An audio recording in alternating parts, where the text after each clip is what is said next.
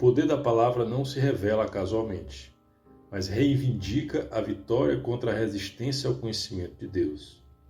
Pregações, escritos e atividades da igreja em geral têm sua importância, mas a palavra deve ocupar o centro da religiosidade, pois sem ela Deus é sempre visto de forma turva, através de olhos alheios, sob o risco de que, a partir da atenção exclusiva a lições, opiniões e interpretações de terceiros, estes se tornem os deuses de seus ouvintes. Embora útil a partilha da palavra, a experiência com Deus não pode sintetizar-se a vivências alheias.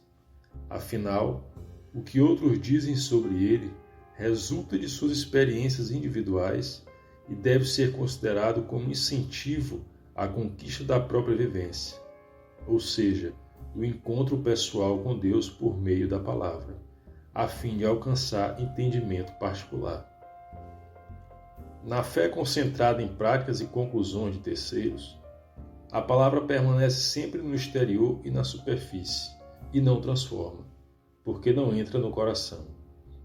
Tendo em conta que, mesmo que se imagine ouvi-la por bocas alheias, ela não é ouvida de fato, pois retorna sem ingressar na mente. Ao contrário, através da leitura, o próprio Deus se introduz e fala ao ser. A palavra é mais penetrante que espada de dois gumes. Ela penetra onde alma e espírito se encontram, onde juntas e medulas se tocam. A palavra invade e converte de dentro para fora. Afinal, são infrutíferas as tentativas de modificação interior advindas do ambiente externo. Por essa razão, aliás, Bíblia de estudo não é Bíblia genuína, pois trata sobre Deus, mas não é palavra de Deus, e sim fruto da experiência de terceiro, que sempre será alheia e externa, e não do próprio leitor. Ora, sendo Deus eterno e infinito, como afirmar conhecê-lo apenas por pregações, versículos isolados ou canções emotivas? O que se sabe sobre ele, quem despreza uma Bíblia inteira com suas fidedignas palavras? Por onde ele é conhecido? Pode o infinito resumir-se a tão pouco? De fato, ao invés de casca, superfície e complemento, a busca por globalidade, plenitude e profundidade deve ser priorizada mediante a palavra, que gera experiências individuais, oportuniza o encontro com Deus e inibe a elevação de homens à categoria de deuses, a ponto de repudiar-se a verdade e absorver-se falsas doutrinas. Aliás, por que muitos sentem gosto por palavras de terceiros, mas não pelas palavras de Deus? Por que disponibilizam mais atenção ao que outros dizem sobre Deus do que a sua própria voz? Por que precisam que terceiros lhes anunciem ou interpretem os ensinamentos bíblicos? São estúpidos? Analfabetos? Incapazes cognitivos? Ou desejam tudo mastigado? Será que têm preguiça de Deus? Curiosamente, em muitos casos, há coragem, paciência e interesse em complexos escritos religiosos, mas contraditoriamente, alegando complexidade, rejeita-se a palavra que é simples por natureza, agindo-se como os que consomem livros intricados e cansativos sobre a obra de um escritor, imaginando aprender por intermédio de terceiros, mas não leia a obra do próprio escritor, invariavelmente mais rica, viva, instigante, saborosa e reveladora do que os volumes que tratam sobre ela. E assim nada aprendem legitimamente, uma vez que análises externas são inaptas ao alcance do significado propagado pelo próprio autor. Mensagens, pregações e escritos de terceiros não atingem a grandeza e a infinitude do sentido que apenas a genuína palavra de Deus pode disseminar. A resistência contra ela sinaliza a influência de forças malignas que usam como distração as vivências alheias, sem nenhum poder de conversão, a fim de afastar a palavra que transforma. Ora, por suas práticas, os outros se tornam testemunhas de Deus, partilhando o conhecimento, testificando o que veem concretizar, apontando a direção e convidando ao mesmo testemunho. Entretanto, a testemunha só é autêntica se depõe sobre o que vê e escuta por si mesma, a fim de que sua exposição tenha o devido valor probatório, ao invés de apenas reproduzir o que vem de fora. Afinal, declarações e explicações alheias infundem no ouvinte somente a impressão de visualizar o fato ou assimilar o conteúdo, os quais, na realidade, só por conta própria podem ser plenamente captados, porque, por mais refinado que sejam os depoimentos, há sempre nuances, contradições, obscuridades e lacunas a preencher e aclarar. Nesse sentido, diz a palavra, Deus o destinou a conhecer sua vontade, a ver o justo e a ouvir sua voz, pois você testemunhará o que você mesmo viu e ouviu. O valor real de pregações e catequese reside na habilidade de impulsionar o destinatário à palavra, para que ele mesmo, factual e autonomamente, veja, conclui, tire suas dúvidas e satisfaça seu espírito. O tempo aplicado a ler e ouvir terceiros, ressonantes imperfeitos, confusos e ruidosos da voz divina, certamente seria otimizado se diretamente dedicado à clara e límpida Palavra de Deus. Na realidade, em muitos casos não falta ânimo, interesse, vontade, empenho, coragem ou esforço, mas inteligência e prioridade. Ora, o bom empresário reserva o melhor tempo e as melhores energias aos negócios mais lucrativos ou aos menos lucrativos? Não está entre as boas práticas gerenciais a utilização racional dos recursos e a multiplicação dos resultados? Com efeito, se todas as pregações já executadas no mundo fossem reunidas, seu conjunto sequer se aproximaria da integralidade da palavra, que causa suficiente saciedade espiritual a ponto de tornar insatisfatórias as experiências alheias, considerando que seu conhecimento é amplo, infinito, complexo e explosivo.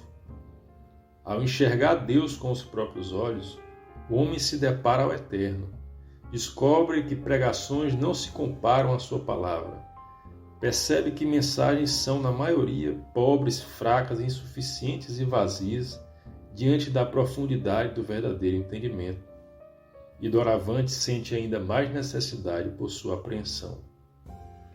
A exemplo daquele que, acostumado a paixões passageiras, saboreia o genuíno amor e não mais se contenta a antigos sentimentos superficiais. Sob outro panorama, visto que o sentido da pregação é o anúncio da palavra de Deus e não da palavra de homem, sua intelecção atribui a capacidade de identificar se os discursos são dela retirados e por Deus inspirados ou se são compostos por manipulações. Se as mensagens são autênticas e o quanto trazem sobre ela, ou se são lições tortas que dela se disfarçam. Se os escritos contêm solidez bíblica ou se delas são vazios. Se os pregadores a dominam de fato ou apenas repetem frases decoradas. Se os líderes são religiosos legítimos ou falsos profetas que não exercem o que divulgam.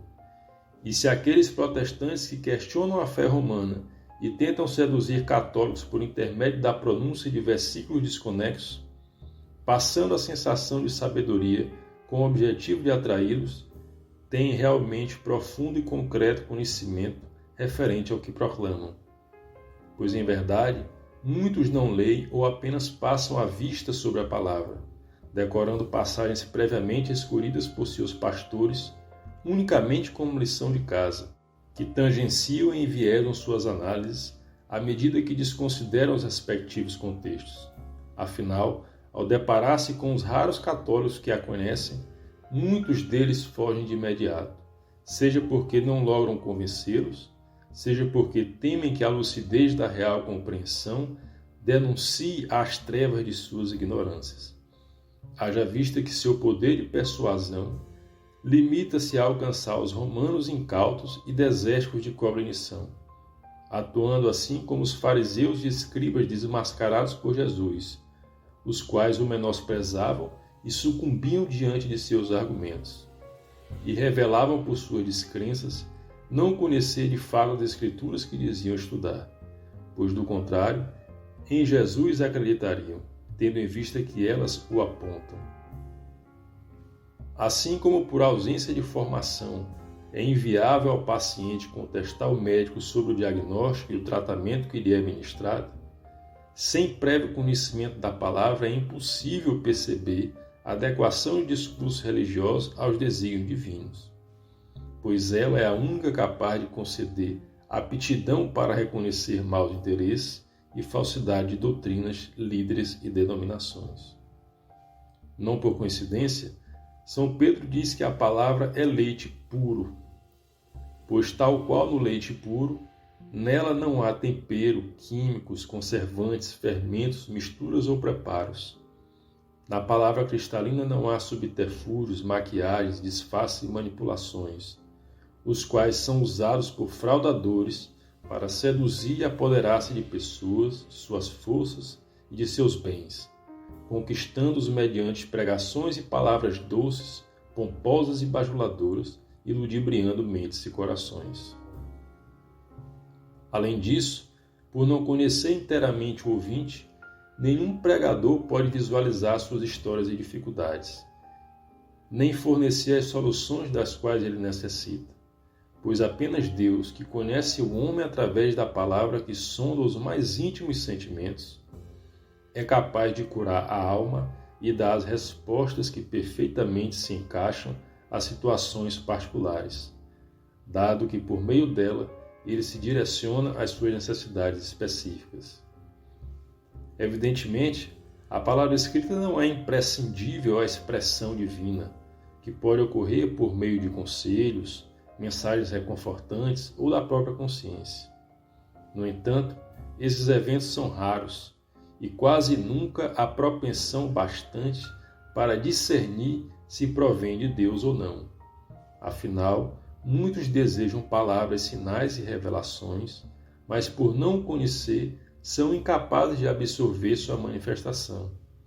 Tal como a pessoa que adentra um lugar lotado, cruza por várias outras e em seguida encontra um amigo, e esse amigo lhe pergunta se ela viu certo alguém, mas por desconhecer esse alguém, ela nada pode confirmar. Assim, ainda que a pessoa receba o pretenso alerta, dificilmente o identifica, pois não entende a ação celeste nos moldes de Samuel, que por desconhecimento de Deus não reconheceu sua voz ao primeiro chamado. A exemplo de quem desvenda um mundo novo ao aprender a ler, concebendo termos e significados, onde antes via apenas borrões, a palavra viabiliza a leitura de Deus, ou seja, sua assimilação em diversos lugares e momentos, provocando orientação conforme a sua vontade. A partir da universal doutrinação, operada pela palavra, mais que simplesmente ler, aprende-se a pensar, raciocinar, analisar, escolher, decidir e agir como Deus diante das dificuldades, armadilhas, ameaças e encruzilhadas, adquirindo-se assim dependência quanto a sinais extraordinários, pois tendo em conta que o Espírito foi o responsável por recordar, ensinar e interpretar as palavras de Jesus aos apóstolos, norteando-os aonde ir, o que fazer e o que dizer, e que essa direção desagou na transmissão escrita dos ensinamentos através de evangelhos e cartas, a palavra é esse mesmo Espírito a inspirar e direcionar os cristãos atuais no percurso composto pelas nuances da vida. De fato, ela é atemporal, impessoal, escrita, destinada e aplicável aos cristãos em qualquer local ou instante histórico, e não a épocas ou povos específicos.